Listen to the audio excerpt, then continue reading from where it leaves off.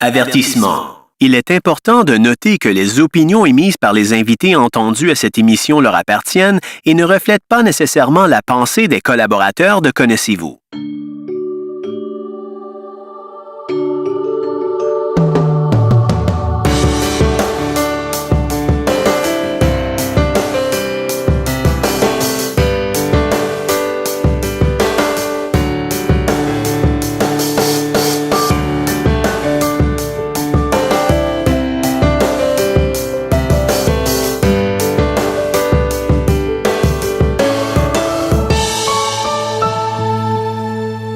Bonjour et bienvenue à Connaissez-vous. J'espère que vous allez bien. J'espère que vous avez passé un bel été. Un été chaud, j'imagine, surtout si vous êtes au Québec. Je pense que partout au Québec, on a eu droit à quelques degrés de plus que ce qu'on est habitué et surtout l'humidité, je dirais. Quand même, j'ai passé un bel été, un été qui s'est pas nécessairement passé comme je l'aurais cru, mais qui s'est passé des belles choses quand même. Et d'ailleurs, ça m'amène déjà à faire un lien avec mon invité. Une invitée que j'ai travaillé quand même assez fort pour avoir.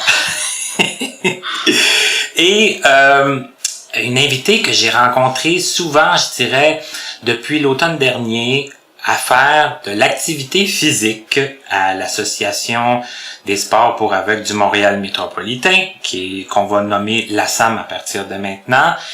Et mon invitée s'appelle Lise Veilleux. J'allais dire Madame Lise Veilleux, mais entre nous, on va laisser faire le Madame, je crois. Tout d'abord, bonjour Lise. Bonjour Martin. En tout cas, appelle-moi pas monsieur. Bon, ça marche pas des deux bords. Ouais. Bonjour Martin. Merci de m'inviter, puis bienvenue chez nous Martin. Mais merci d'accepter parce que je sais que ça va faire une bonne entrevue avec plein de choses positives, plein de points de vue. Et voilà, on va commencer en disant, parce que c'est un petit peu hors du commun, toi Lise, tu as écrit 2 livres déjà dans le passé. Ouais, j'ai écrit 2 livres autobiographiques, dont le premier a pour titre La vue en rose, comme de quoi que je dégage du positif. On voit ça en rose. Et puis après ça, le deuxième est intitulé Vue du cœur, parce que là, ça parlait encore plus du cœur. Je pense que quand le cœur parle, ça dit beaucoup. Mais ces 2 livres-là se sont écrits dans une période assez rapprochée quand même. Le premier en 1998, le deuxième en 2003, donc exactement. À peu près 5 ans plus tard. Et là, depuis 2003, plus de livres. Non, c'est comme si je suis devant la page blanche. Par contre, on m'a souvent demandé à quand le 3e, et je disais toujours, il y en aura pas de 3e. Mais là, plus ça va, je me dis peut-être qu'il y aura un 3e, mais quand je sais pas, j'attends peut-être l'inspiration, puis peut-être. Il y a quand même beaucoup de choses qui se sont passées et beaucoup d'encre qui a coulé sans que j'ai encore écrit, mais la vie m'a amené sur des routes différentes depuis quand même 2003. Hein. Et puis peut-être, on verra. C'est le fun, parce qu'avant c'était non, puis maintenant c'est peut-être. Oui, c'est déjà ça. Hein? Puis j'ai l'impression, moi, que ça va être oui. J'ai comme ce feeling-là. OK? Mais, l'émission Connaissez-vous est là pour pallier un petit peu le trou qu'il y a eu depuis 2003, donc... Ça prendra une autre entrevue, peut-être, pour parler du 3e. Tu vois que tu es en train de m'amener vers une possibilité que peut-être... Et bon, tant mieux. Moi, en tout cas, je le souhaite, c'est sûr. Parce que ces livres-là sont disponibles au Service québécois du livre adapté. Oui. Donc, ceux qui auraient le goût d'aller les lire, parce qu'on va pas nécessairement raconter là tout le contenu des 2 livres aujourd'hui. Non, on fera pas ça, mais on peut brièvement dire que c'est de l'autobiographie, donc c'est du vécu, c'est des expériences de vie suite à la perte de vision, grosso modo. Oui, parce avec les hauts, les bas, oui. Avec les faits cocasses, puis ça, j'adore les faits cocasses, parce que ça fait partie de la vie. Et parce que t'as un rire aussi très communicatif. Ce qu'on dit, oui. Donc, par contre, ce que j'aimerais qu'on fasse, puis tu étais d'accord parce que je l'ai demandé avant, c'est qu'on fasse quand même un petit historique du début de ta vie, parce que moi, j'aime toujours ça commencer en sachant où tu es né, puis dans quel genre de famille, puis un peu aussi comment tu as découvert que tu ne voyais pas, si tu ne voyais déjà pas au début de ta vie, mais je pense que tu avais déjà...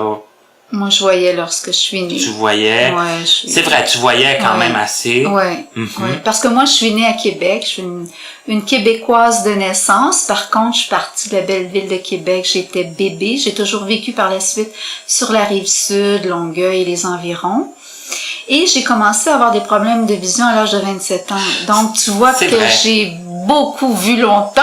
Ça paraît pas que j'ai relu les livres avant. Ah oui, tu les as lus. Tu les as lus, mais ta mémoire étant ce qu'elle est chez l'être humain. Hein. Mais bref, c'est ça. Donc, vers la fin vingtaine, j'ai commencé à perdre la vue graduellement. Donc, il y avait rien qui te laissait présager? Non, pas du tout. Moi, je fonctionnais. Oui, j'étais myope, mais toute personne myope porte des lunettes, puis l'affaire est réglée, hein? Oui. Et puis, comme d'autres personnes qui vont m'entendre ou qui ont déjà entendu parler, c'est la rétinite pigmentaire. C'est la dégénérescence des cellules de la rétine. Donc, on perd la vue graduellement et c'est sournois. On s'en rend pas compte qu'on perd la vue parce qu'on voit avec les yeux qu'on a et on pense que ce que l'on voit, c'est comme ça que tout le monde voit. Jusqu'à ce qu'on se rende compte que d'autres nous font voir autrement ce que l'on voit. Oh là là, quel jeu de mots! Mais c'est vrai. Et c'est là que ça doit être un peu difficile parce que, bon, je me souviens, t'en parlais dans ton livre, tu occupais un emploi, tu étais secrétaire, oui. Exactement. Puis bon, là, à un moment donné, tu faisais plus d'erreurs, puis bon, c'était comme, évidemment, tu t'en apercevais pas. Tu sais, non, c'est ça. Non, parce que moi, je pensais que, les erreurs que je faisais étaient dues aussi au stress et le nombre, le volume de travail que j'avais à l'époque. Il faut quasiment dire l'époque. Peux-tu parler de ça, Martin? L'époque. On n'était pas à l'ordinateur à cette période-là de ma vie. Donc, les conventions collectives, Dieu sait que c'est volumineux. Alors, il fallait taper ça dans son entier. Puis quand tu faisais une erreur, il fallait que tu retapes la page au complet. Et c'est comme ça que je me suis aperçue, ou plutôt mon patron, qui lui avait un fils malheureusement accablé de multiples handicaps, donc celui de la vue, il était beaucoup plus à l'affût de détecter ça, il était plus sensible. C'est lui qui s'est aperçu que je faisais des erreurs, c'était même pas moi. À l'affût, mais aussi il était conscientisé. Très conscientisé. Ça, c'est quand même un plus dans une vie professionnelle, si on peut dire ça. Oui. Mais reculons encore un peu à l'enfance, parce que moi, ce que tu dis, j'étais myope, tout ça. Bon, rien qui laissait présager des problèmes de vision sérieux. Mais quel genre d'enfant tu étais, toi, Lise? Qu'est-ce que tu voulais faire dans la vie? Contrairement à mon rire, j'étais une personne... Oh là, elle va rire, là, écoutez! J'étais une personne très calme, très tranquille. OK. Ah oui! C'est mon petit côté, la joie au cœur. Qu'est-ce que je voulais? Je suis restée le cœur jeune. Non, j'étais une petite adolescente qui aimait beaucoup faire du vélo, qui aimait jouer à l'extérieur et qui aimait avoir des amis, qui aimait se baigner. Mais j'étais pas autant, entre guillemets, éclatée qu'aujourd'hui. Mais c'est pas grave, mieux vaut tard que jamais.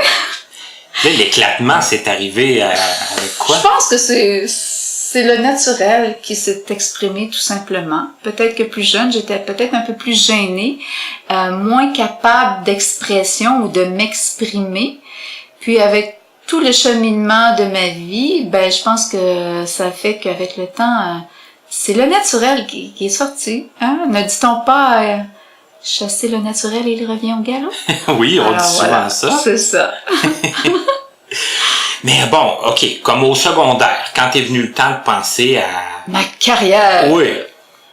Je savais pas ce que je voulais faire. Puis là, je disais à ma mère, je sais pas qu'est-ce que je vais faire. Et ma mère de répondre, pourquoi pas secrétaire? Ouais, secrétaire. Ouais, pourquoi pas? C'est une belle porte de sortie. Ben, elle dit, tu aimes les langues, tu écris bien, t'as des bonnes notes en français, t'as des bonnes notes en anglais, peut-être que, puis ça a fait une pierre deux coups. Je me suis dirigée vers ça, parce que j'avais fait un peu de droit aussi, puis le droit, ben, j'aimais beaucoup. Mais finalement, c'est ça, je me suis dirigée vers le secrétariat parce que ça ouvre plusieurs portes, le secrétariat. On peut, aujourd'hui, nous sommes, comment on dit, administratif, côté administratif, on n'est plus des secrétaires, on est des associés, on est, comment ils disent ça? Souvent on dit ça, ouais, des adjoints. Des adjointes administratives, voilà. Tu sais, oui. C'est plus la semaine des secrétaires, ce n'est plus ça, j'ai connu ça. Toi, tu l'as connu. Oui, je l'ai connu. Ça cassait rapidement. Avec le petit dîner, les fleurs et tout, les chocolats. Oui, OK. Oui. Tu as été bien traité comme Très bien traité. Bon, mais ça, tu vois déjà ça. Le vrai style secrétaire, tailleur et talons hauts, là, le vrai look, là. Oui, c'était ça dans ce temps-là. OK. Ouais, donc, à la place Ville-Marie, entre autres. Ah oui, à la place. C'était prestigieux, le premier emploi à la place Ville-Marie, quand même. Le premier emploi à la place Ville-Marie. Oui. OK. Hein? Quand même. C'était c'est un endroit quand même assez prestigieux. Oui, ça se place bien dans un CV, hein. Ouais. Donc, tu disais que tu étais intéressée par le droit, les langues. Bon, ça a toujours été un intérêt, quelque chose avec lequel tu avais de la facilité. Oui. OK. Oui, j'aimais. Puis finalement, ben c'est ça, j'ai laissé tomber le droit et puis je me suis en allée du côté secrétariat. Puis j'ai travaillé quand même plusieurs années secrétaire là, dans différentes entreprises, grosses entreprises. Et puis voilà, après, ben pendant cette période-là est arrivé le diagnostic de la rétinite pigmentaire. C'est ce qui a fait changer carrément ma carrière. Tout le cours de ma vie, et, ouais. Futur, là. Oui. Parce que, ben, ce que j'aimerais peut-être savoir, c'est que, bon, tu avais un patron qui était compréhensif, qui était un peu ouvert mais à partir du moment où tu as perdu la vue, est-ce que c'est toi qui as décidé de cesser parce que là, secrétaire, j'imagine qu'à cette époque-là, ça devait être quand même compliqué, là, en ne voyant pas. En fait, on m'a beaucoup aidé de faire en sorte que je puisse garder le poste de secrétaire le plus longtemps possible. Et ensuite, on m'a offert un poste à la réception, donc je suis devenue réceptionniste de l'entreprise. J'adorais beaucoup ça, et c'est là que je me suis dit, j'aime les relations publiques, j'aime être en contact avec le public. Ça m'a ouvert d'autres portes par la suite. Alors, il n'y a rien qui arrive pour rien, hein. Donc, on a essayé de me maintenir en poste assez longtemps. OK. Et jamais assez, je remercierai ceux qui ont été derrière cet appui. Parce que c'est ça, là, le réceptionniste, quand même, t'accueillais les gens. C'est l'image de la société, hein, souvent. Donc, ouais, j'accueillais les gens. Mais encore là, lorsque la vision diminuait, ben, il y en a un temps que j'avais de la difficulté à reconnaître les gens et c'est malheureusement pas visible dans mes yeux que je ne vois pas, donc ça devenait vraiment complexe. Ça devenait embêtant, embarrassant. Toi qui reconnais plus les gens, les gens qui comprennent pas pourquoi que tu... D'où la complexité de cette fameuse pathologie oculaire. Ouais. D'accord. Mais ça a nécessité, bon, un revirement de carrière. Tu parlais de relations publiques. Je sais que tu as fait quand même beaucoup de choses. Tu as fait, je sais pas si tu veux en parler un peu, là, mais tu as fait des conférences, mais comment ça s'est enligné tout ça? Mon changement de cap. Oui. Ben, j'avais suivi un cours en communication et puis suite à ça, j'ai fait un peu de radio communautaire. J'ai travaillé au musée Juste pour rire, hein. Il y en a qui s'en souviendront en m'entendant. Donc, on est en train de parler encore de public, on est en train de parler de communication, Martin, si tu vois un peu là, vers quoi je me dirige. Et à travers ça, j'avais un bon ami qui, lui, voyait que j'étais vraiment stressée, le diagnostic était lourd à porter, je vivais des gros changements professionnels, amoureux. Il m'a dit, pourquoi tu vas pas te faire masser? Je dis, moi, me faire masser? Il dit, oui, ça fait du bien. Alors, je suis allée me faire masser et il s'est passé un déclic pendant le massage. je me suis dit peut-être que ce serait une avenue vers laquelle je pourrais me diriger, suivre une formation pour devenir massothérapeute. C'est en recevant le massage que ça s'est produit. Exactement. Je suis allée me faire masser, j'ai senti le déclic, mais là j'ai dit sentir le déclic, aller suivre le cours et après devenir massothérapeute, c'est... Il y a tout un monde, des étapes à franchir. Mais la preuve en est que oui, j'ai senti le bon déclic parce que ça fait 20 ans que je fais de la massothérapie. Alors, je suis allée suivre la formation parce que éventuellement j'ai dû quitter mon travail. Là, il y avait plus moyen d'adapter de quelque façon que ce soit le poste que j'occupais. Et puis voilà, Est-ce que ça a été... je sais que la question paraît bête, là, mais bon, là, à un moment donné, il n'y avait plus moyen d'adapter le poste, il a fallu que tu quittes. Est-ce que comment ça s'est passé? Est-ce qu'il y a eu un grand moment où ce que tu te dis, bon, je dois digérer tout ça, puis remettre les choses en place? J'ai eu beaucoup à digérer quand, sans faire de jeu de mots, là, je voyais que je ne voyais plus, ou que je voyais moins. J'étais beaucoup plus consciente. J'observais ce que j'arrivais ou n'arrivais plus à voir. Et c'est là que je tombais un peu dans un creux de vague, là. Et le tsunami a passé, l'emploi s'est envolé, la vie amoureuse s'est envolée. Alors, le travail, c'est ça, s'est envolé. Donc, il y a eu beaucoup de chambardements dans ma vie. Mais avec le recul, aujourd'hui, j'ai tout ramassé, tout ça. J'ai fait un beau petit paquet, j'ai fait le ménage dans tout ça. Et j'ai continué. Mon père me disait toujours, c'est une expression qu'il avait, retrousse-toi et mange. Il me disait toujours ça, c'est une expression de l'époque. Puis il avait raison. Je pense que lui était plus en mesure de voir ma force de caractère, beaucoup plus que moi. Je savais pas que j'étais aussi solide que ça. Mais il faut croire que oui. Mais dire que ça a été facile, non. Ça, non, certainement pas. Non. Ça a demandé beaucoup. Mais j'ai acquis beaucoup de confiance en moi, j'ai appris à me connaître beaucoup. On dit que c'est des épreuves, mais moi, je suis plus portée à dire que c'est des expériences de vie. Et c'est avec ça qu'on apprend à se connaître. Et c'est avec ça qu'on décide de faire quelque chose ou de rester là. Et de cheminer à son rythme aussi. Je pense que ça, il faut se respecter là-dedans. Mais pour cheminer à son rythme, puis là, je parle pour ceux à qui que j'ai en tête, là, puis que des fois ne voient pas la solution, là, tu sais, ne voient pas que c'est possible. Ouais, c'est vrai. Mais toi, quand même, ça, tu le voyais, là. Je veux dire ça. Je le voyais parce que tout de suite, moi, quand j'ai appris que je perdrais la vue, je me suis impliquée. Je sais pas, ça devait être en moi. Je reviens à ça, Martin, cet engouement pour les relations publiques, pour la communication. Je pense que c'est ça qui m'a donné mon tremplin pour aller vers les autres. Tu vois, il y a rien qui arrive pour rien. Ça que t'as compris immédiatement que malgré la perte de vision, même sans la vue, que la communication demeurait possible. Oui. Donc, je me suis impliquée dans l'organisme qu'on appelait à l'époque la Fondation de la rétinite pigmentaire. Je suis devenue porte-parole pour cet organisme. Ça m'a amené à voyager à travers le Québec. J'ai rencontré aussi d'autres personnes atteintes. Et c'est là que je me suis dit, je suis pas la seule.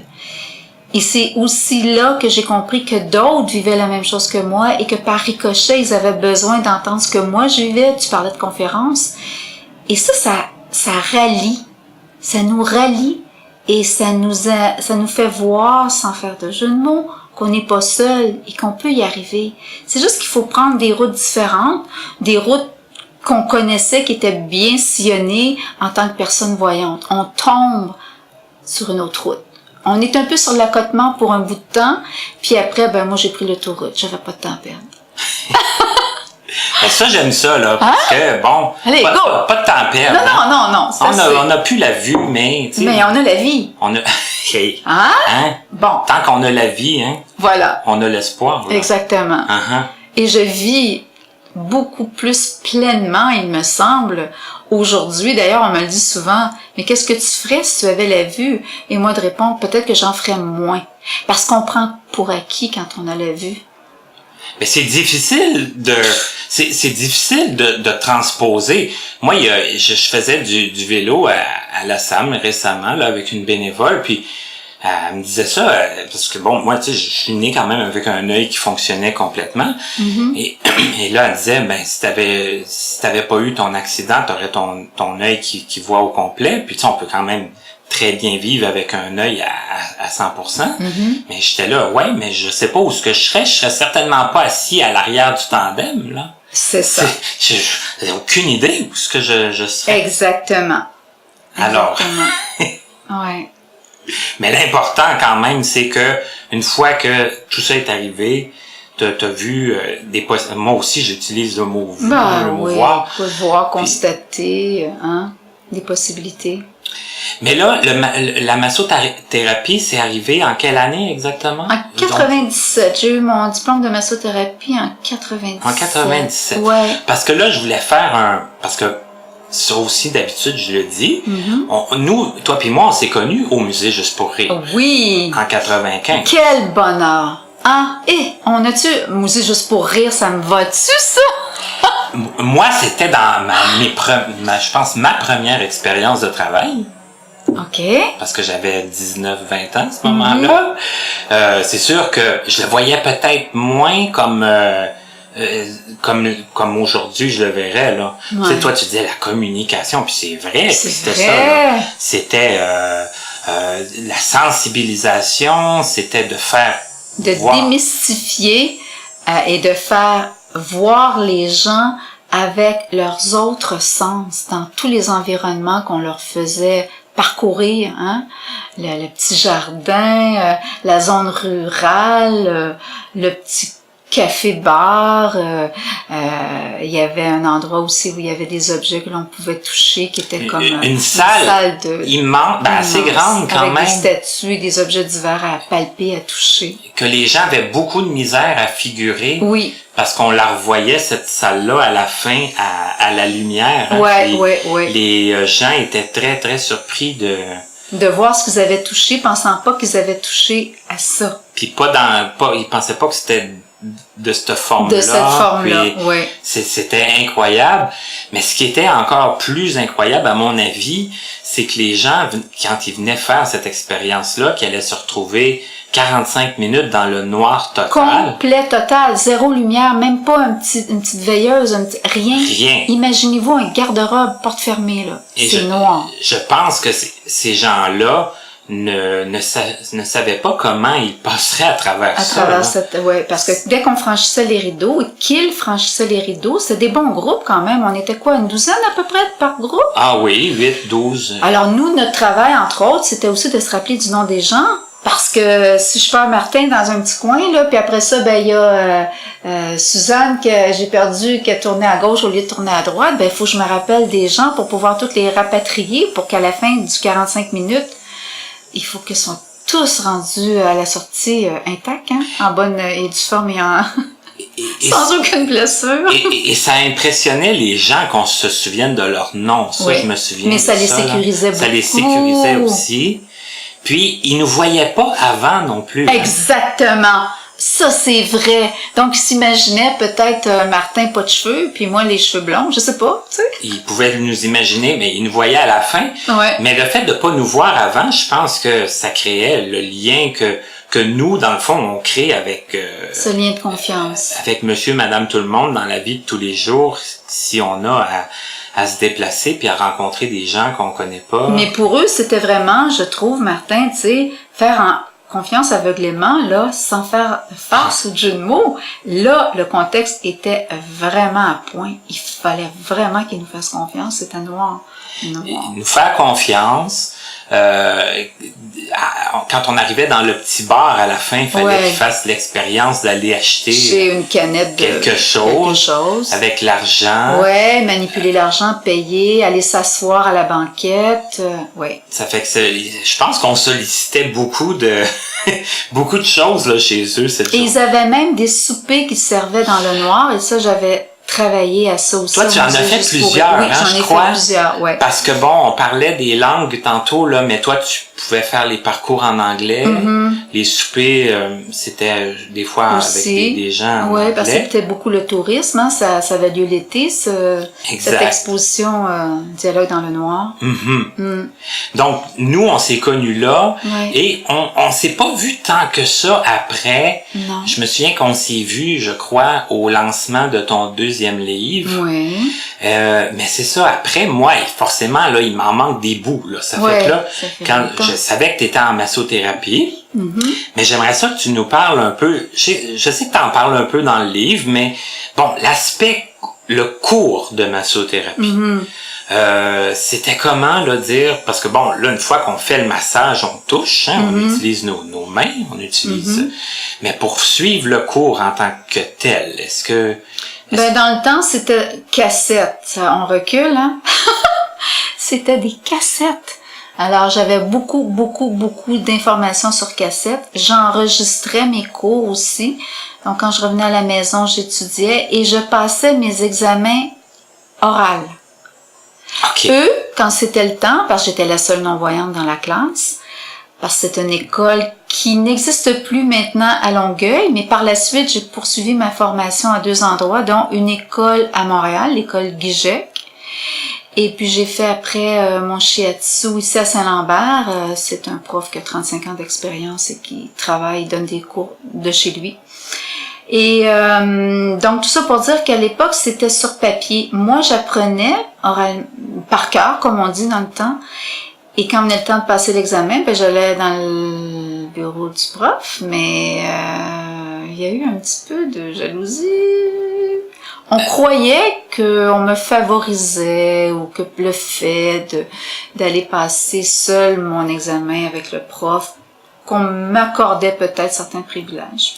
Et pourtant, si tu avais eu le choix de le faire... comme tout le monde, Dieu sait que je l'aurais fait comme tout le monde. Parce que, mettons n'importe qui, là, aller faire son examen oralement, là... C'est pas mal plus stressant que de prendre une feuille de papier. T'as pas les questions sous les yeux. Exactement. Tu peux pas... Oui, tu peux prendre du temps pour répondre, mais pas trop non plus. Puis revenir sur tes réponses. Exactement. Puis dire, c'est ça, bien y penser, je vais effacer ça, puis je vais écrire ça à la place. Enfin, c'était comme ça, Martin, pour la première étape. Te dire que ça a été facile, non. Ça a vraiment pas été facile. Mais comment tu as été perçu au départ? Est-ce que pour les professeurs, c'était... parce que je sais pas, c'est peut-être ma perception qui est mauvaise. Tu parlais de cassettes, mais est-ce qu'il y avait... parce que j'imagine qu'il devait y avoir du graphique, des images. Oui, à un moment donné, il y a eu comme toucher un cœur. On avait ça, on est allé dans un laboratoire où il y avait différents organes qui étaient comme de texture plastifiés, caoutchoutés, en tout cas, peu importe. Okay. Et ça m'a donné la possibilité, pas juste pour moi, pour les autres aussi, ça m'a donné un gros avantage parce que je pouvais vraiment toucher et le visualiser, l'organe, le muscle, sur un squelette. Mais tout le monde y avait accès. Oui, mais moi, ça m'a vraiment aidé. OK. Oui. Donc, bon, là, les gens ont jacassé un peu, mais tu as quand même réussi, ton cours. Oui. Et comment ça a été pour l'emploi par après? Parce que là, quand on est massothérapeute, faut se monter une clientèle. Il y a cette possibilité-là, ou essayer d'être embauché dans des endroits comme des spas, des hôtels et tout ça. Alors là, encore là, je me suis dit, OK, on prépare son CV, puis on cherche. On envoie des CV un peu partout. Est-ce que je dis que je suis non-voyante? Est-ce que je le mentionne? C'est une grosse question, ça, là. On se la pose. Je me suis dit, si je le fais, est-ce que ça va me mettre des bâtons dans les roues ou ça va être un avantage? Je savais pas. Mais moi, je suis pas mal toujours portée à être authentique, vrai, parce que tôt ou tard, tout se sait ou pas mal dans la vie. Hein. Si tu le dis, j'ai pas le goût de cacher, ils vont le voir. Ça va se savoir. C'est dur à... S'ils me convoquent en entrevue, puis je l'ai pas dit, quand je vais arriver là, ils vont peut-être dire, ça part mal, elle ne l'avait pas dit. Donc, ça peut être un désavantage. En tout cas, bref, la première entrevue que j'obtiens, la dame au téléphone me dit, oui, je voudrais vous voir à telle heure, telle journée. Très bien, j'ai dit, mais moi, je veux vous mentionner quelque chose. Tout de suite. je voudrais pas perdre mon temps ni vous faire perdre votre temps. J'ai dit, je suis non-voyante, 1, et 2, à l'époque. J'ai un chien guide. Hey, ça, c'était 2 gros morceaux, hein, Martin? Oui, c'est vrai, parce que le chien, on va en reparler. Et là, elle me dit, pas de problème, je vous attends à l'heure. Je me dis, ça se peut pas être difficile, ça se peut pas. Puis, ça a été la formule gagnante pour moi. Alors, je me suis présentée, puis oui, j'ai été embauchée. Mais, Hein? Quand même, ouais. Ça veut dire que ça marchera pas nécessairement à tous les coups. Non, mais ça marche de jouer la carte de la vérité, de la franchise, oui. Ça peut être aussi très gagnant, là. Mm-hmm. Ouais. Est-ce que tu veux nous parler un peu de tes expériences de travail? Est-ce que tu as des choses à nous dire à ce sujet-là? Est-ce que, avec la clientèle, est-ce que des fois ça amène des choses... Dans l'ensemble, je te dirais, Martin, ça a toujours bien fonctionné. Tu vois, j'ai travaillé dans un hôtel au centre-ville pendant 5 ans. Je prodiguais la massothérapie, mais j'ai appris aussi les soins du corps, les enveloppements, les exfoliations, tout ça. Et je te dirais que c'était une clientèle quand même bien. Oui, il y a eu des moments ou des incidents, mais on trouvait toujours moyen de régler la situation. Et rien n'était toléré qui débordait du travail professionnel. On s'entend? Oui. Alors, quand c'est arrivé cette fois-là, le certain monsieur a dû, c'est le cas de dire, se rhabiller et payer sans avoir rien eu. OK. Alors, hein? Ouais, mais là, on jouait sérieux. C'était pas lié à ton handicap nécessairement, là. Non, okay. non, pas du tout. OK. Et pour avoir travaillé à cet endroit-là, pour avoir travaillé dans un centre d'esthétique, à la maison, et encore aujourd'hui dans un centre d'esthétique, et en oncologie à Pierre-Boucher, je te dirais que oui, il y a eu des incidents, mais très peu, et j'ai toujours fait en sorte que ça se règle sur le champ. OK. Mais qu'il n'y a pas prise 2 non plus à l'incident. Je disais incident, mais je voulais dire aussi... Une situation embarrassante ou dérangeante, hors contexte, ou déplacée. C'est pareil. Ou inconfortable. Ou inconfortable. Ça se sent. Ça que là, t'as fait des centres d'esthétique, t'as fait chez toi, donc un peu comme travailleur autonome. Absolument. OK. Ouais. Ah oui, c'est vrai, l'oncologie, t'en parlais dans ton livre, ça a dû quand même être quand même assez spécial, ça aussi, là. C'est des gens qui ont le cancer. Exactement. Et les gens qui les accompagnent, donc les accompagnateurs. Là, c'est le massage sur chaise et c'est autre chose. C'est pas la massothérapie sur table. Donc, les gens restent tout habillés, vêtus. Et on prodigue la massothérapie ou les massages de pieds. Ça, c'est une autre qui le fait ça. Pour comme prédisposer le patient avant de recevoir son massage. Donc, il est dans un état où son corps est plus disposé à recevoir le traitement. OK, d'accord. Ça va à ce point-là. Oui. OK. Donc, il le reçoit avant ou après. On souhaite toujours possiblement qu'il le reçoive avant parce que ça prédispose positivement. Oui. Puis toi, ça t'a apporté, j'imagine, aussi beaucoup de... Ça m'a apporté, Martin, que la vie, là, c'est ici maintenant, aujourd'hui. Demain, je sais pas. Parce que ces gens-là sont très vulnérables, ils ne portent pas de masque, ils sont vrais, ils ont rien à cacher, rien à nous faire croire. Ils sont comme, entre guillemets, en survie et en espoir. Et quand je côtoie ces gens-là, je me dis toujours, ouais, la vie c'est précieux et il faut le vivre, j'allais dire intensément, mais le vivre pleinement. Avec le ici et maintenant. Ça fait cliché, on entend ça souvent, hein, mais je le vis, moi, toutes les semaines. Et à chaque fois que je finis mon travail, quand je sors de là, je me dis, mon Dieu, que la vie est belle. On est chanceux quand on a la santé. Nous qui avons perdu la vue, ça pourrait être, tu sais, une façon de s'apitoyer sur son sort. Et souvent, j'ai une amie, justement, qui est en traitement encore, puis elle me disait, oui, mais Lise, t'as la santé. Puis c'est tellement vrai, Martin. On est en pleine santé. Et ça fait toute la différence dans la vie, ça. Donc, avec tout mon cheminement aujourd'hui, je croque à belles dents dans la vie. Tu n'es pas quelqu'un qui s'ennuie, j'imagine? Est-ce que très peu. Le temps de t'ennuyer des fois? Très peu. Ça va m'arriver que j'ai des moments de dire, bon, qu'est-ce que je ferais bien? Il me semble que là, j'ai rien de prévu aujourd'hui. Mais je trouve toujours moyen de. Puis des fois, je me dis, c'est comme ça va être une journée tranquille, on va faire avec. Puis voilà, elle est là pour ça, probablement, faire avec. Et qu'est-ce que tu fais comme passe-temps, c'est la lecture. J'aime beaucoup lire, écouter les CD. J'aime beaucoup écouter, justement, des entretiens comme ça, des entrevues, des conférences. J'aime beaucoup aussi aller marcher. Évidemment, il y a le vélo qui est devenu une passion pour moi. Donc, je me tiens en forme. Puis ça aide aussi au moral. Hein. On n'a pas le temps dans ce temps-là. Là. Les endorphines, ça devient une drogue douce.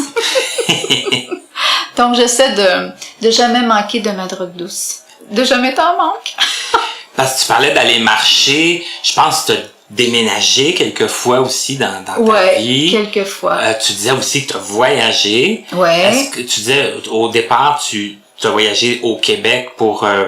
Ouais, quand j'étais porte-parole pour la Fondation de la rétine pigmentaire, mais quand j'ai appris que je perdrais la vue, je me suis dit, je veux emmagasiner des souvenirs, des images. Alors, j'ai fait quelques voyages dans le sud.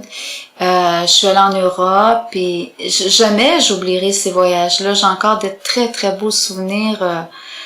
Par contre, on sait qu'avec le temps, un peu, là, c'est un peu comme les visages des gens, ça s'estompe un peu, mais il en reste que les souvenirs restent gravés quand même. Puis, quand on a la chance d'avoir des gens avec nous qui nous décrivent les paysages ou peu importe, on arrive à garder des beaux souvenirs. Est-ce que ça remémore un peu les descriptions de...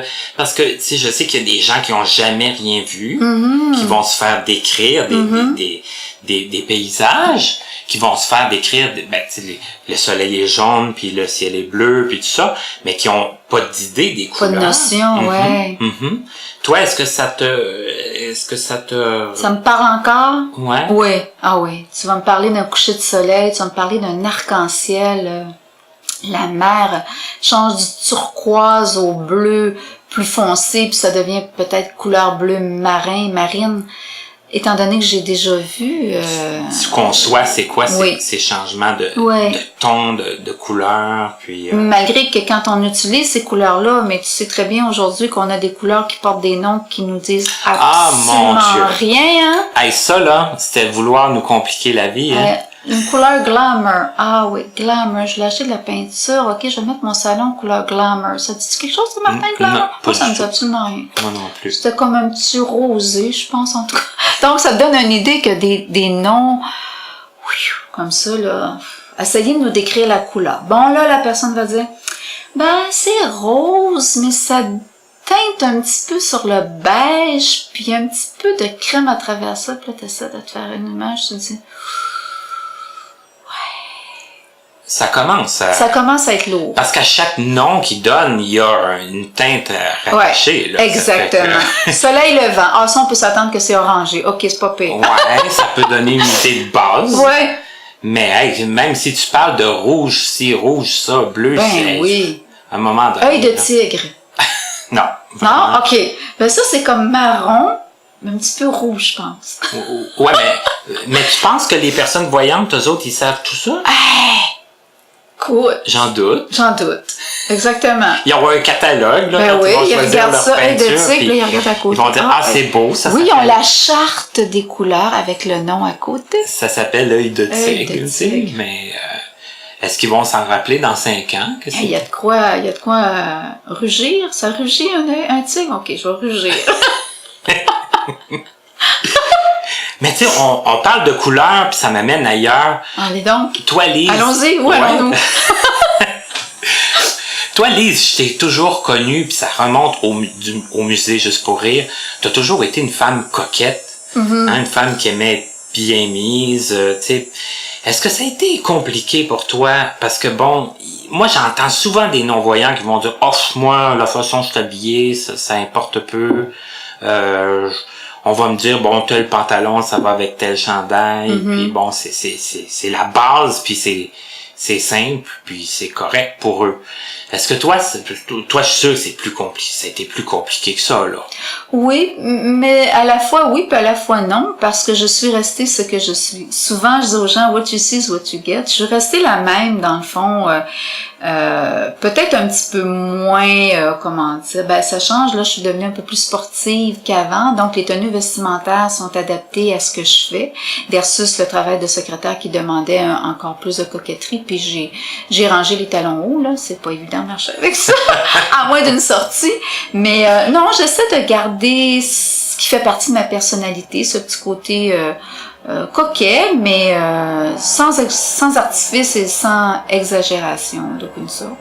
Puis on a toujours des bidules qui nous permettent d'identifier les couleurs. Là, on va nous dire bleu pâle, on sait toujours bien que c'est bleu pâle. Puis un pantalon marine, on sait bien que le pantalon est pas orange. Hein? Mais tu dis on a plus de bidules, on en a plus maintenant qu'autrefois. Oui. Toi, la technologie, Lise, dans ta vie, qu'est-ce que ça... Ben, j'adore beaucoup mon iPhone. Oui, t'es au iPhone? Moi, quand je voulais pas. Ah non? Je voulais même pas d'ordinateur à l'époque. Pas vrai? Ah non, moi, je commencerai pas à taponner là-dessus, non. Et est-ce que ça a commencé un peu obligé ou si à un moment donné? Ben, c'est quelqu'un qui m'a dit, Lise, ben voyons donc, essaie-le. Tu vas voir ce que ça fait.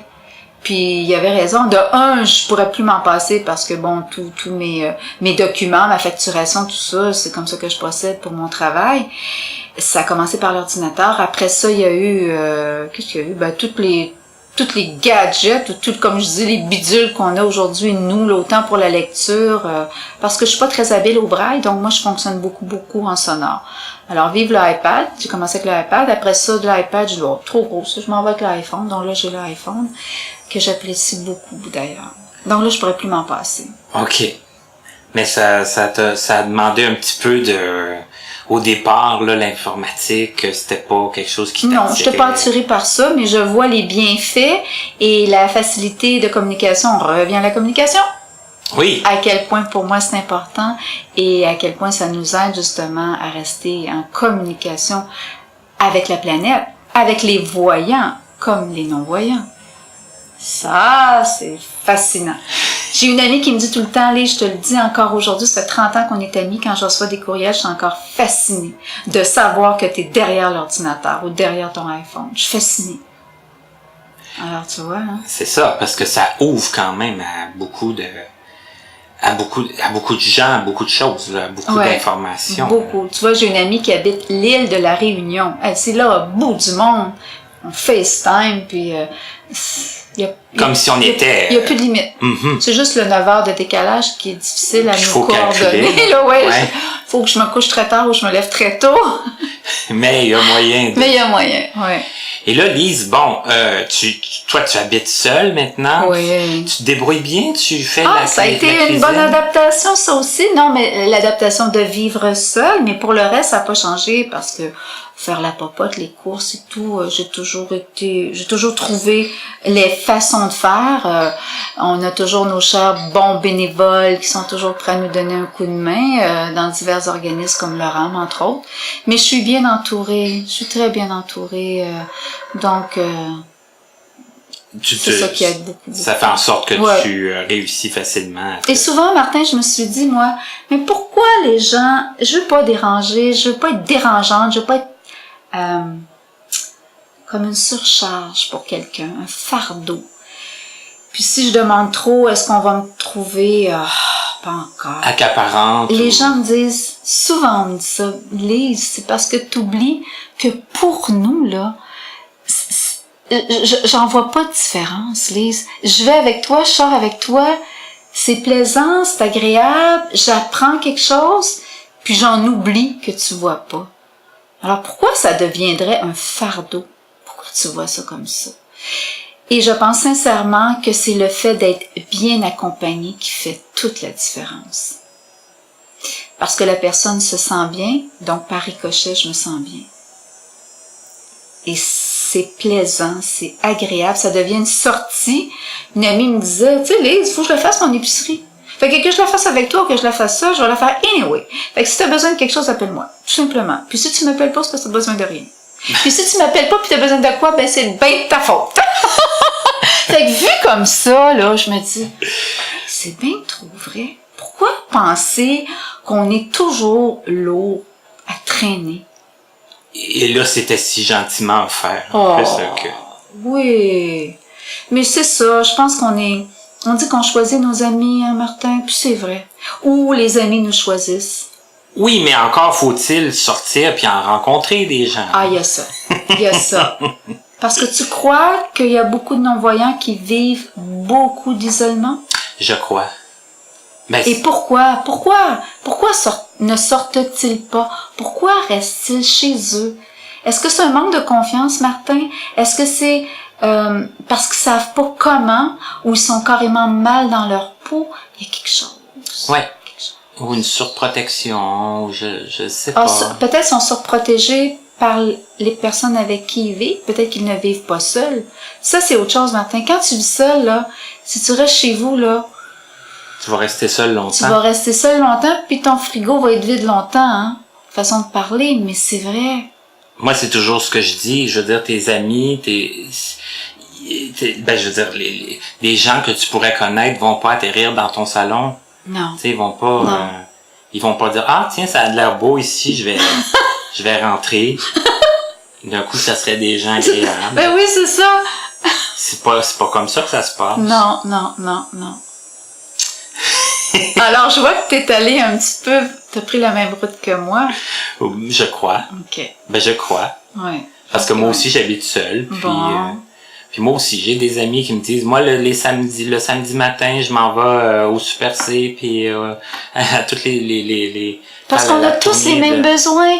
Qu'on soit voyant ou non-voyant, Martin, on est des humains et on a tous les mêmes besoins. Hein? Voilà. Besoin d'être avec des humains, besoin de tout ce qui est vital, de base dans la vie. Et oui, c'est ça, d'être avec des gens, d'avoir des choses, d'avoir comme tu dis, de la nourriture, des vêtements, des divertissements. Des divertissements, le côté social est important. Pour le moral, c'est trop facile de rester dans son nid et de penser que tout va se faire tout seul. C'est impossible. Il faut aller tendre vers. Et c'est là qu'on va chercher ce qu'on a besoin, sans même souvent s'en rendre compte, hein. Ça se fait naturellement. Ça se fait automatiquement, ouais. Presque. Moi, quand je vois des plus jeunes maintenant qui s'impliquent là, dans les organismes, là, peu importe l'organisme, autant au niveau du sport que dans du bénévolat, c'est tellement merveilleux. Tellement. Parce que si je me dis, hey, j'étais là, moi. Je suis passée par là, moi aussi. Je l'ai eu, cet âge-là. Donc, je me revois, puis j'applaudis à deux mains, puis je dis, oh, bravo. Go! Je pense que sur ces belles paroles, on va faire la pause, Lise, parce que c'est une belle... les gens vont avoir un petit peu de temps. Ouais. Oui, pour faire une petite réflexion. Bien que les pauses cette année, à Connaissez-vous, je vous le dis, ils vont être pas mal plus courtes. Donc, allez pas trop loin si vous voulez pas manquer le reste de l'entrevue. Puis, parce que j'ai encore des petits sujets à discuter avec toi, Lise, si t'es d'accord. Avec plaisir, Martin. On fait la pause. Notre invitée aujourd'hui est Lise Veilleux. À notre prochaine émission! Peu de gens dans notre société peuvent se vanter de ne jamais avoir eu recours au chômage. Peu de gens également ont la conviction de s'impliquer en politique. Notre invité nous expliquera comment il a réussi son double tour de force. Monsieur André Vincent, à notre rendez-vous du 14 septembre.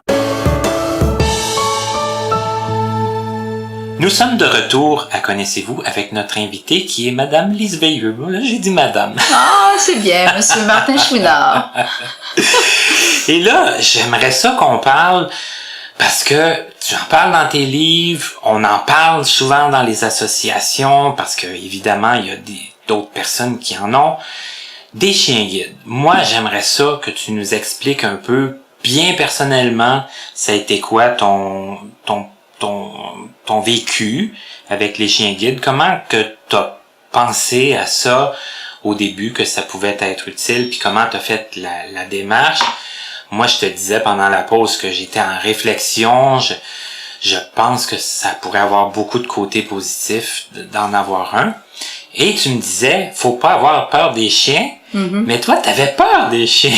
Ben oui, ça commençait mal, hein? Ben, ça commençait bizarrement, un peu. J'avais peur des chiens, effectivement, jusqu'au jour, encore une fois, où quelqu'un me dit, ben, gars, je vais enlever son harnais, tu vas pouvoir lui toucher.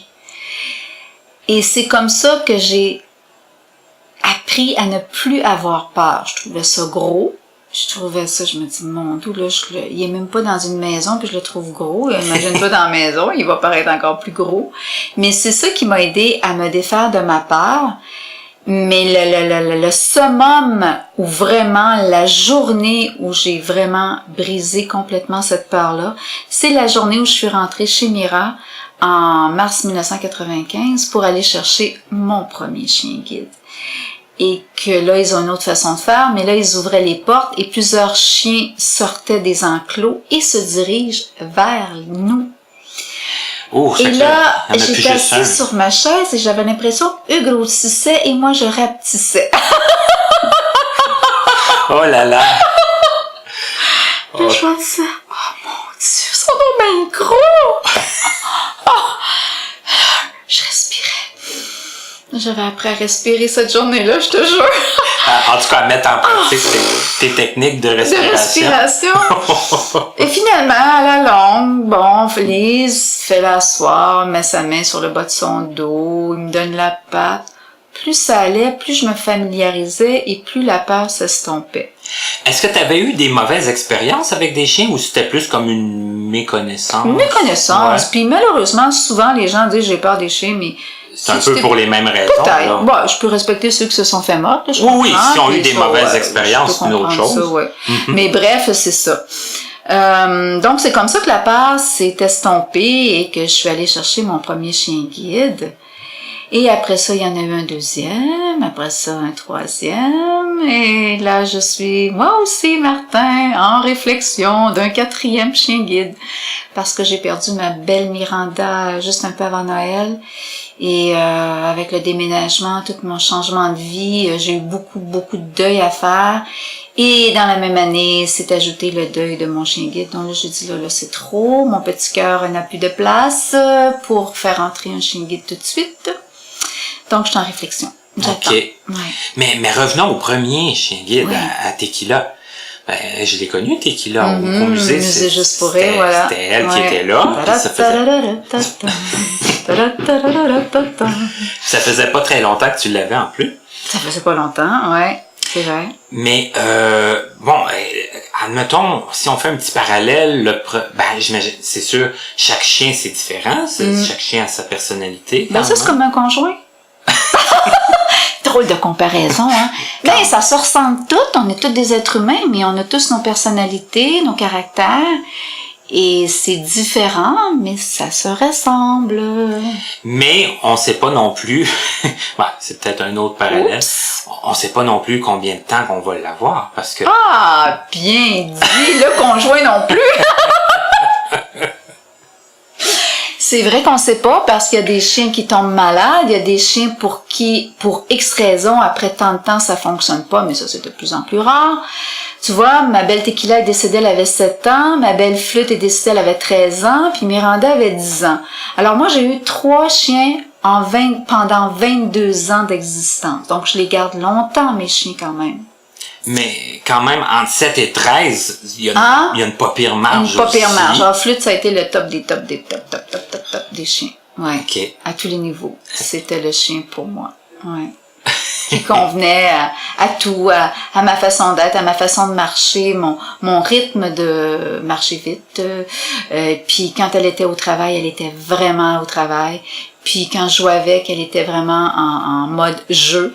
Puis elle savait vraiment faire la différence. Je le sentais dès que je la mettais au harnais. C'est pas tous les chiens qui ont cette capacité-là de faire l'association ou la dissociation. L'association, ça, je sais pas si ça se dit. Bon, on va dire. On va dire que ça se dit. Les gens vont comprendre. Ils vont comprendre. Voilà. Ouais. C'est que c'est pas nécessairement toujours aussi instantané là chez les chiens que quand tu mets le harnais ou quand t'enlèves le harnais? Non, c'est une question de tempérament, hein. Mais de plus en plus, ils le savent que quand ils ont le harnais, ça veut dire je suis au travail, je porte mon habit, je m'en vais travailler. Ça leur donne comme, il se passe quelque chose entre les deux oreilles, là, c'est oups, je suis au travail, j'ai une responsabilité. C'est comme ça qu'ils sont formés chez Mira, puis c'est vrai qu'ils le savent. D'ailleurs, leur position de corps, leur position de tête change. Ils sont toutes là. Il y en a qui sont un petit peu moins là, mais ça fait partie du tempérament. Il y en a qui gardent un tempérament plus enjoué, moins facilement ou plus facilement dérangeable ou dérangé par des bruits, par des « Oh, le beau chien! » Ben ça, je suis content que t'en parles parce que ça, moi, ça fait partie un peu de... Parce que les gens sont beaucoup... quand un chien guide passe, là, ça déplace de... Oui, de l'air et des commentaires. Oui. Puis, bon, là, on dit aux gens, ben, faut pas le flatter, faut pas même trop lui parler, mais tu sais, c'est difficile d'empêcher les gens de la dame Amira, l'autre fois, elle disait même, faut pas les regarder. Exactement. Sauf que, hey, ça commence à être quelque chose. Beaucoup demandé aux gens de dire, regardez pas mon chien. Ouais. Moi, j'ai peur d'avoir de la difficulté à dealer avec tout ce... Ben, faut en laisser passer, mais tu sais, Martin, dès qu'un chien se fait donner un sourire, moi, je le sens dans l'harnais. La queue bouge, il y a quelqu'un qui me regarde. Ouais. Incroyable, hein? Ben, ils sont tellement beaux. Ça, c'est un moindre mal parce que tu brasses le harnais puis tu dis hey, porte attention. Ok, tu le ramènes un petit peu hey, à l'ordre. Ouais, puis, c'est ça. T'es au travail, mon garçon, ma fille. Ok. Mais pour le reste, c'est vraiment... moi, jamais j'oublierai le jour où j'ai mis ma main sur le harnais. La première fois en mars 1995, c'est comme si j'étais derrière un volant. Wow, le feeling de décoller. Wow! Ça part, puis ça contourne tous les obstacles. Ah oui, puis ça contourne les obstacles. Avec aisance. Oui, avec aisance. Ça t'arrête au coin de la rue. Ouais. Mais il faut jamais oublier que nous sommes derrière le volant. Oui, c'est ça. Exact. Donc, si on veut pas se rendre au coin de la rue tout de suite, c'est nous autres qui va dire ah oui. Reste ou assis ou tu sais. Mais c'est vraiment une façon de... Pour moi, en tout cas, il y en a qui sont très habiles, Martin, à la canne blanche, pour se mouvoir, se déplacer. C'est une habileté. Ils sont rapides, ils sont confiants, mais c'est pas tous et toutes qui ont cette capacité-là. Moi, je trouve qu'avec le chien, c'est ça que ça m'apporte. Mais je parle parce que j'en ai eu 3. Aujourd'hui, j'ai pas de chien, je vois la différence. Et c'est différent d'avoir connu ça puis de tomber à la canne blanche. C'est un autre mode de locomotion qui est vraiment différent. Mais ça demeure un choix. Ça demeure un choix. C'est quelqu'un qui Parce que c'est une responsabilité, Martin, aussi. Hein. Tu dois t'occuper de ton chien. C'est pas une canne complie qu'on met dans le coin. Là. C'est pas un objet, c'est un être vivant. Ça demeure un chien, là, comme un chien comme si avec les besoins d'un chien, le marcher, le brosser, les besoins, les vaccins, de l'attention, c'est pas un objet que tu plies puis tu mets au rencard quand tu arrives chez toi là. Mais là, on va faire un autre comparatif, une autre comparaison. Tu parlais de mettre ta main sur le volant. Mm-hmm. On pourrait comme quasiment comparer ça à une voiture. Si tu changes de chien, c'est un peu comme si tu changeais de voiture. On peut-tu dire ça comme ça? Oui puis non.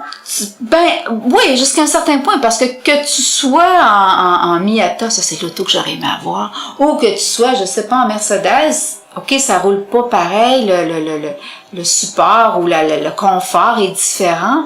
Pour ce qui est d'un chien, ben oui, ça aussi, ça peut avoir des modifications. Si tu prends un chien qui a 65 livres, puis t'en prends un de 100 livres, ça sera pas pareil, la portée va être différente, il va être plus haut, il va être plus gros, mais il en reste que tu vas avoir à quelque part le même feeling que tu sois derrière un volant de Miata ou un volant de Mercedes.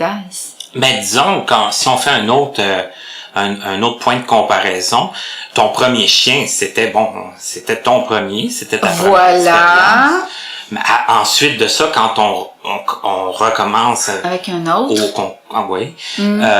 je sais pas si je devais dire recommencer ou en tout cas, c'est une nouvelle expérience quand même, vu que c'est un nouveau chien. Oui. T'as quand même l'expérience de savoir ce que c'est marcher avec un chien. Oui. T'as déjà tout le... Jusqu'à un certain point, parce que lui aussi, il a sa façon d'être. Il faut s'apprivoiser, il faut apprendre à se connaître. Tu connais les commandements. On connaît les commandements. Est-ce que lui ou elle va les recevoir de la même façon? Est-ce qu'il a la tête plus dure? Est-il plus docile? Est-il moins docile? Répond-il aussi rapidement? Ou il répond un petit peu... Il y a des différences. Et là, est-ce qu'on est porté à faire une comparaison entre les... Au début, oui, mais ça fait partie, à mon humble avis, du fait qu'on se connaît pas encore, qu'on n'est pas encore, entre guillemets, fusionné. Et avec le temps, tout ça, ça se place. Parce que oublie pas que c'est deux êtres vivants qui doivent apprendre à vivre ensemble. Puis que la classe dure quand même un certain temps, dans le but de... Oui, c'est très sérieux, c'est très intense. On considère un mois, là, 26 jours à peu près. On travaille presque 5 jours et demi. Puis c'est beaucoup de rigueur. Dans la semaine? Dans la semaine, oui. Okay. C'est beaucoup de rigueur, mais je pense que tout est dans la constance. Avec un chien, moi, tu donnes de l'amour, t'es constant, ta rigueur, ta discipline, puis t'as les 4 clés du succès. OK. Ça fait que constant. Mais il faut être prêt. Mm-hmm. Alors, moi, je suis encore en réflexion. Pourquoi? Simplement parce que je pense que je suis pas encore fait complètement mon deuil, mais simplement ça. Je pense que je suis juste pas prête. Moi, je fonctionne beaucoup par le cœur. Quand mon cœur est pas prêt, j'en ai vu depuis, j'en ai touché des ennemis qui ont enlevé leur nez. Je suis encore en réflexion. Puis je me respecte là-dedans. Puis c'est important parce que c'est un choix. Tu vas chercher, on parlait de conjoint, tu vas chercher un compagnon de vie pour peut-être 7, 8, 9, 10 ans. Oui, un long terme quand même. C'est pas juste un joujou que tu vas aller chercher. Puis dans 2, 3 mois, tu dis non. Je pense que de un, c'est pas se respecter, c'est de ne pas respecter la Fondation Mira qui dépense énormément d'énergie, de temps et d'investissement aussi à tous les niveaux pour former les chiens. C'est quand même dispendieux. C'est 30 000 au moins. Mm-hmm. Ils entraînent des chiens guides, des chiens pour les enfants qui ont le trouble de l'autisme et les chiens de compassion, les chiens pour aider à la marche. Donc, ils ont beaucoup de mandats à livrer. Et les chiens guides sont ceux qui demandent le plus d'entraînement comparé aux autres chiens qu'ils forment. Donc, faut penser à tout ça. Faut tout évaluer ça. Il faut qu'on puisse trouver le chien qui te convient. Le chien que tu aurais ne serait certainement pas peut-être le chien qui me convient. Non, fort probablement pas. Pour X raisons. Mais quand après le premier chien, tu sais aussi, toi, plus qu'est-ce que... Oui, qu'est-ce que je veux. Mm-hmm. Oui, et qu'est-ce que je veux pas. Et ce que tu veux pas. Oui. Faut s'attendre à ramasser du poil, faut s'attendre à avoir des pattes sales. Ton appart, ton condo, peu importe, sera peut-être pas aussi impeccable qu'il est présentement, ça fait partie d'eux. Mais d'un autre côté, ça t'apporte beaucoup. La présence, la vitesse à laquelle tu peux marcher, t'es plus en confiance, en tout cas je parle pour moi, tous les obstacles qui sont contournés. Puis cette présence-là, c'est un amour inconditionnel. Ça y a... difficile à battre, ça. Ouais. Est-ce qu'on pourrait dire qu'il y aura peut-être un 3e livre puis un 4e chien? Oh! Bien dit! Peut-être. Ça aussi, ça demande réflexion. Ben, ça fait partie du processus. Ça fait partie du processus. Oui, exactement. Mm-hmm. Ouais. Et Lise, on a parlé à quelques reprises du vélo, de la SAM. Mm-hmm. Ça fait longtemps que tu es à la SAM, toi? Disons que ça fait quelques années. Quand je dis quelques, mon Dieu, je sais pas, peut-être 5-6 ans, mais vraiment plus présente, c'est vraiment cette année. OK.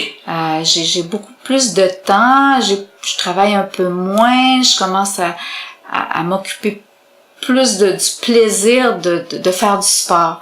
Je prenais moins le temps. C'est pas que j'aimais pas ça, c'est que j'avais moins de temps et je prenais moins de temps pour le faire. Alors cette année, là, c'est devenu...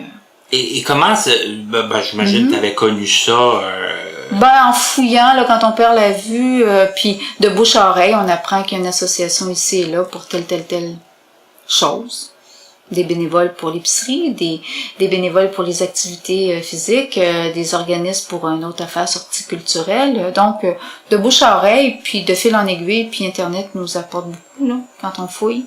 Et là, toi, je vais poser la question, même pour rien peut-être, là, mais toi, fonceuse comme tu es, aller dans les associations pour la première fois, est-ce que ça te demandait-tu beaucoup de guts? Ben, ça en prend un petit peu, mais ce qui fait que j'incite ceux qui ne le font pas à le faire, c'est que tu vas retrouver des gens comme toi. Puis ça, c'est vraiment chouette. T'as dit, ben oui, gars, lui aussi, il a perdu la vue. Lui aussi, il est en processus d'apprentissage. Lui aussi, ça fait X nombre d'années. Ah, lui, ça fait juste, ou elle, ça fait juste 1 an. Et on a tous à apprendre l'un de l'autre. La personne que ça fait juste 1 an est en processus. Elle va peut-être avoir besoin de mon expérience, mais moi aussi, j'aime entendre où elle est rendue, cette personne-là. C'est un partage, là. C'est un partage. Oui. De toutes sortes de vécu. La base est la même. On a des problèmes de vision, mais pas tous au même niveau. Pas tous au même niveau. Ça s'est pas tous passé de la même façon. On s'en sort pas tous mais de la même façon non plus. Il y a des points communs. Mais il y a beaucoup de points communs. Puis il y a aussi beaucoup de trucs qu'on peut aller chercher aussi des fois. Là, oui. Chez un et chez l'autre. Donc, c'est win-win. Tout le monde y gagne. Et le vélo, Lise, oui. c'est vraiment ce que tu préfères? J'aime beaucoup la marche, mais le vélo, ah oui, j'adore. J'adore le vélo. T'avais fait du vélo du temps que tu voyais? Ah oui, beaucoup. J'aimais faire du vélo quand j'étais jeune, oui. Puis là, après ça, j'ai mis ça un petit peu de côté, puis après, j'en ai refait. Mais c'était souvent la difficulté de trouver des bénévoles. Et là, la SAM a tellement une façon maintenant de faire les choses qui nous permet justement de pouvoir avoir des bons bénévoles avec nous. Ils sont formés, puis ça incite à sortir de chez soi, puis aller prendre l'air. Et avec l'été qu'on a connu cette année, c'est l'été pour ça. On a eu chaud. Oh, mais c'est pas grave, ça... On libère les toxines, on se décrasse. On se décrasse. Puis c'est un bonheur partagé. Les bénévoles se trouvent heureux de faire du vélo aussi, je m'en rends compte. Et toi, la première fois que tu as fait du vélo en tandem, est-ce que... Parce que moi, en tout cas, je sais que c'était comme ça, là. Mais tu sais, quand on dit, admettons, on va faire un 50 km, tu sais, un 60 km. Moi, en tout cas, j'avais beaucoup de difficultés à me figurer comment c'était 50 km de vélo, tu sais, à deux, là. Tu sais, j'avais beaucoup de difficultés à me dire, je vais-tu être capable, je vais-tu y arriver, tu sais. Je sais pas si toi, ça... Oui, c'est sûr que quand commence la saison, on fait un petit 10 km, après on en fait 20, mais ce que je trouve génial avec le tandem, c'est le partage commun. Maintenant, je me dis, ça doit être plate, faire du vélo tout seul. C'est tellement chouette de faire du vélo avec quelqu'un. On jase, on rigole, on partage, on se dépasse dans tous les sens du mot, l'un et l'autre en tandem, toujours dans la sécurité. Parce mais que c'est vrai. Fantastique de jaser ça. On peut jaser, là. Ouais. On pédale les deux, mais Donc, on apprend à se connaître, on se raconte toutes sortes d'affaires. Puis, si on n'a pas le goût de jaser, on jase pas, là. On n'a pas toujours des partenaires de vélo qui aiment jaser, puis on respecte ça. Mais quand on en trouve qui jasent puis qui rient, beaucoup de partenaires de vélo qui font de la description de paysages. Oui, ça, c'est très intéressant. Les bénévoles sont pas obligés de le faire, mais il y en a qui le font plus facilement, plus naturellement. Puis, on peut poser des questions. Hein? On peut dire, qu'est-ce qu'on passe? C'est un cours d'eau? Est-ce que c'est un lac? Est-ce que c'est une rivière? Est-ce que c'est une chute? Puis, ça ajoute au décor, ça ajoute au plaisir de la journée aussi. Puis ça les conscientise. Ben oui, moi je le vois. le lac, je vois la rivière, je pourrais peut-être lui dire que c'est une rivière. Donc, les bénévoles deviennent conscients de, c'est quoi prêter des yeux à quelqu'un pour la journée, pour le moment? Et ça les fait vraiment mieux voir ce qui les entoure, mieux voir la vie. Et par ricochet, nous fait voir la vie. C'est très beau et c'est très bien dit. Et donc sortez, venez voir la vie. Oui, parce qu'on a fait une belle randonnée récemment pour Mira, justement. Et il y avait des beaux paysages, c'était bien agréable. Il y avait des belles odeurs aussi. À la campagne. Oui. Alors voilà, vous pouvez vous imaginer. Un petit peu de pluie aussi. Un petit peu de pluie, oui, tout était là. Mais ça a été vraiment très agréable et puis pour la bonne cause. Finalement, on a fait 84 km, hein? Ben on a dépassé le 75. Ben oui. Alors l'an prochain, on sera prêt pour le 100. Moi, en tout cas, je suis prêt pour le 100, je pense.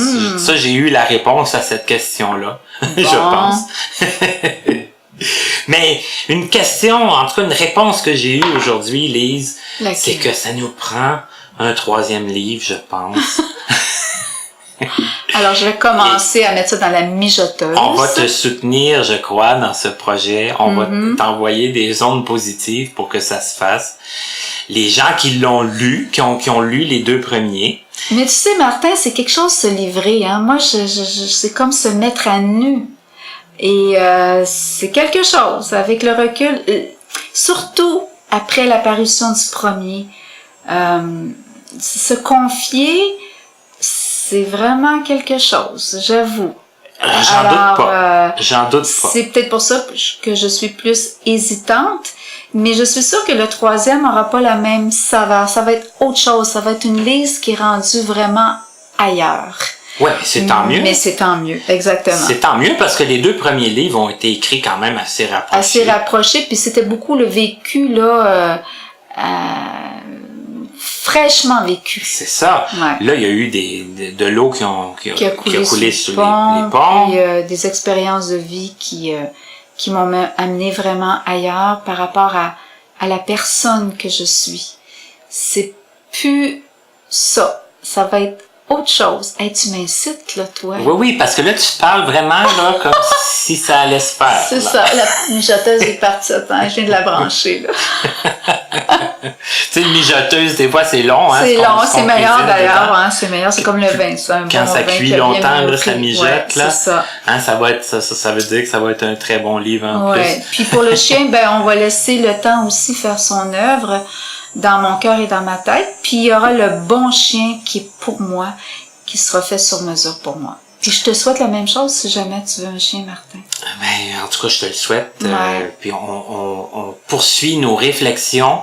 J'espère que l'émission d'aujourd'hui va vous apporter des réflexions aussi, des réponses peut-être à vos questions. Et puis comme Lise le disait tantôt, si vous avez le goût de sortir, sortez. Sortez de chez vous, sortez de votre appartement, venez dans les associations, bougez, hein, c'est important, bougez. Ouais. Nous, là, on a bougé, même s'il a fait très chaud, puis on n'est pas mort. Au contraire, on est en forme. On est très en forme, on va finir. On est d'attaque pour l'automne parce qu'il y a des sports d'hiver qui s'en viennent. Oui, il y a des sports d'hiver, puis on va finir notre saison de tandem, j'imagine, à octobre-novembre. Exactement, donc il y a encore beaucoup de temps pour rouler. Il y a encore plein de temps, puis plein de bénévoles aussi qui demandent qui attendent que nous, parce que ça prend des non-voyants, si on veut des bénévoles, et vice-versa. Au tandem, c'est ça, là, ça prend un bénévole par personne, par non-voyant, là. Oui. C'est pas comme la marche où des fois on peut être plus. On peut être 2, ouais, parce qu'ils ont 2 bras. Le tandem, c'est vraiment un travail d'équipe en duo. Ouais. C'est vraiment extraordinaire, mais moi aussi, le tandem, moi, ça a été une révélation. Vraiment? Oui. Wow! Oui, de pouvoir dire qu'on peut rouler dans la rue, nous autres aussi. Ouais. Hein? Puis, ça revient à, tu sais quoi, Martin? On a notre place dans la société. Prenons-la. Ça fait du bien que tu dises ça. Ça fait beaucoup, beaucoup de bien. Je pense que c'est Pierre Pellado qui avait dit « On a tous une place au soleil. » Il s'agit de Il s'agit de s'installer au soleil et de l'apprendre. Mm. Hey, sur ces belles paroles, je te remercie, Lise. Ça m'a fait un énorme plaisir. Merci de me l'avoir demandé. Très agréable. Plein de choses à en tirer. Et c'est ça le but du projet. Puis on continue cette année. On est reparti le vendredi, une nouvelle émission. Puis les émissions sont toujours disponibles, donc ça peut être réécouté, partagé avec les autres. Et voilà, c'est Lise qui a brisé la glace pour notre nouvelle saison. Je vous incite à continuer de nous écrire, de nous faire part de vos suggestions, de vos commentaires. Et on se retrouve très bientôt pour une nouvelle émission de Connaissez-vous.